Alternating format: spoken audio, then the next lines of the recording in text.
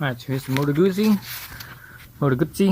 So what I'm going to do is I'm going to be checking the valve. So to check the valve, you need to take off the valve cover. Alright, so before you take off the valve cover, you have to actually take off the spark plug cover here. So here I believe this is, God, what size was this? I think it was 3 millimeters. Let's see. Yeah, so this is 3, is that right? Yeah, 3 millimeters. Allen keys. So there's 4 of them. 2 here, 2 here. So that's 3 millimeters. Then up here, where the spark plug wire goes, right here, these 2 are Torx. So I'm not sure why they didn't do the same thing. You know, that's kind of goofy. They should have used the same, you know, same screws. But these 2 are Torx, and those are, I believe, 20s. Let me see. Yeah, so 20 Torx for these 2 up here for the spark plug wires. So actually, let's do that first. Just loosen them up. These things are not on very tight, right? One because they're small bolts. But 2, they're not really holding much. You know, it's just a cover. So no reason to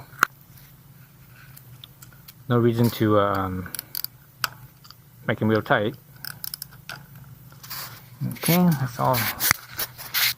Let me set this on the tripod. Way to use both hands instead of just working with one hand. Working with one hand is always very clumsy. Let's see. I'm going to tripod stay still here. Okay, I hope you guys can see the angle. Unfortunately, my tripod's not very tall. I have one of those mini tripods. So let's take off the Torx first. The 2 Torx on top. Where the plug cables are. So I'm actually thinking about replacing these 6 bolts, the 2 plug guide bolts and the 4 plug cover bolts with some stainless bolts. So these are basically the button heads, right? Metric button heads. So I think I'm going to go to the hardware store and get some stainless ones and replace them with stainless Kashi. These are basically black oxide bolts. Looking at them, I can actually see them. I can actually see some oxidation on them already. And this bike only has 2,000 miles. Parked indoors in the garage the whole life. You can still see a little bit of oxidation on them. So I think I'm going to replace these with stainless bolts at the hardware store. You know, button heads, Allen keys. They don't have Torx at the hardware store, so it'd be all Allen heads, which is fine. No problem. You know, no problem with Allen heads. Let's go back up to the head here. Okay, get them a little bit closer there. All right, so I need to take off the rest of it.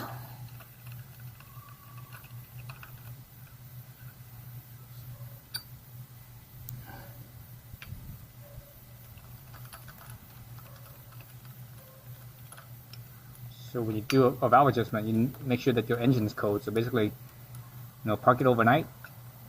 All right, park it overnight, so that way, if you ran it that previous day, you have a chance to let it cool. So the plug cap just comes off of that. The cover, I should say, not cap, but cover. And the plug right here, just pull it.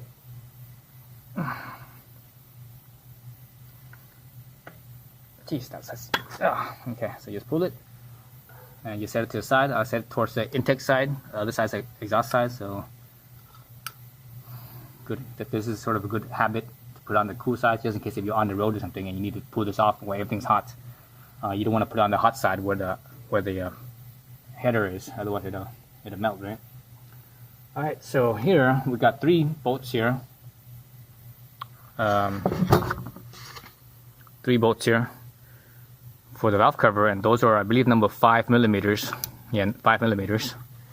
And I can even see a little bit of corrosion on this, and I think this is I thought this was stainless, but it might not be stainless. It might be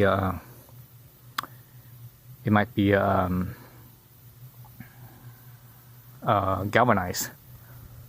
So one of the things I do once I have the valve or the spark plug cover plug out, the cap, spark plug cap out, if I have access to it, I will actually blow into this, so that way it gets whatever debris out. I mean, if you have air compressor, that works even better, but I don't, or I do, but not handily, not right at my side. So yeah, so that's that. Now you can take off the valve cover, or excuse me, unbolt the valve cover plugs. And these ones are also very, they feel very loose as well. They don't have a tight to them at all. Or they don't feel tight. There's like hardly any resistance at all. Taking these off.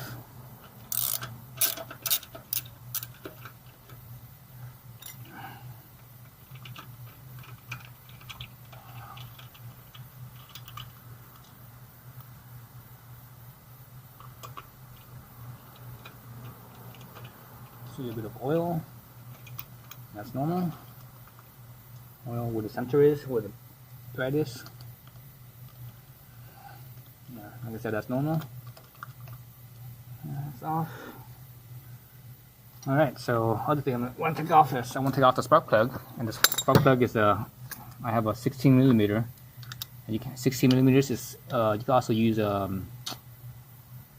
what's that, a 7/16 I think it is.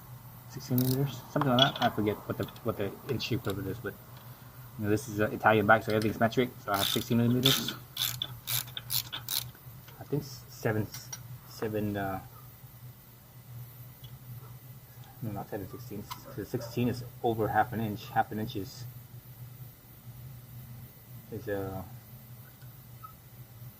half an inch is only 12.5 millimeters. So let's see, what would be 16? 16th would be, geez, I don't know, 9/16 maybe? Alright, so the spark plug, they look good. It's good to me. Looks just about right. I'm looking at the color of the insulator, of the porcelain, and it looks, chocolate. It looks like chocolate milk, basically. Spark plug number right here. CPR8 EV9. So this is just a regular type spark plug. In the future, when I replace this at 6,000 miles, that's what the recommendation is. 6,000 miles. I'm going to use some iridiums.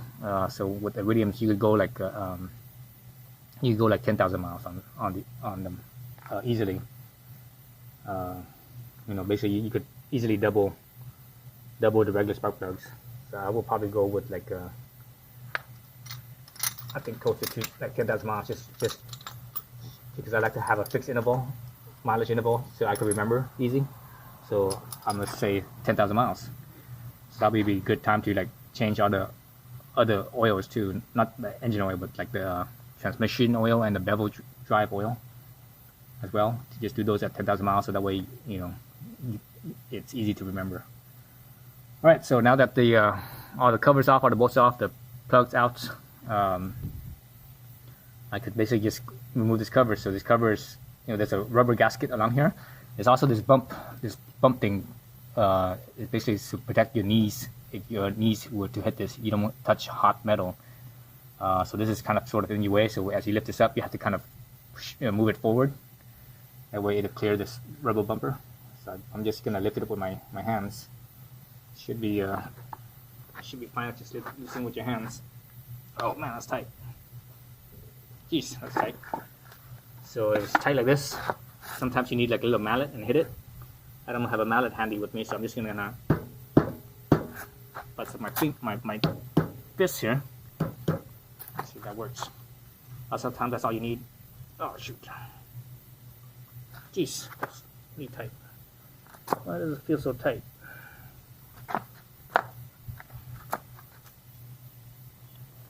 Sometimes you gotta attack it from different angles. Wow, it feels really tight. Okay. So when it's that tight, what you could do is you could, again, I don't have a freaking mallet right now. I should go grab my mallet, but I'm kind of lazy. Yeah, I better go grab my mallet. Grab my mallet, tap this in real fast, and it will come out. So stay tuned. Alright, so I have a mallet here. It's a dead blow mallet. So I'm just gonna kind of lightly tap it a little bit, kind of do each corner sort of. Hopefully that should be enough. See if that was enough or not. Jeez, still not enough. Okay, so usually when it's not enough like that, I don't want to hit it any harder because I don't want to mar up the surface here. Get yourself a little screwdriver. Actually, I should have a flat plastic tool. Actually, I'm gonna use a plastic tool because I don't want this tool to dig up on my head here. So let me go get my little plastic tool. Alright, so I have my plastic tool, and basically I'm using this is a trim remover tool for cars, you know, for like door panels and stuff. Because when you're removing the door panels, all the plastic, you don't want to scratch it up using you don't want to scratch it up using like something that's hard, that's metal. So I'm using the biggest one I have, more surface area, so that way it puts less load on the. I'm going to be prying against the fins, so I put less load on one spot of the fin. I can spread the load on the fin, so that way it doesn't stretch it. There we go. That's it right there. So then you have to move this thing forward because of this bumper here. Kind of push the bumper back slightly so that it appears. There we go. That's it. So that's the valve cover there. Everything looks clean inside here. Everything looks good. Okay. So now I have the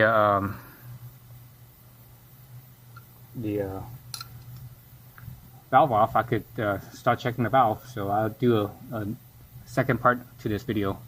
That was basically just, you know, taking off the cover, so you guys can see that. Stay tuned for a second part.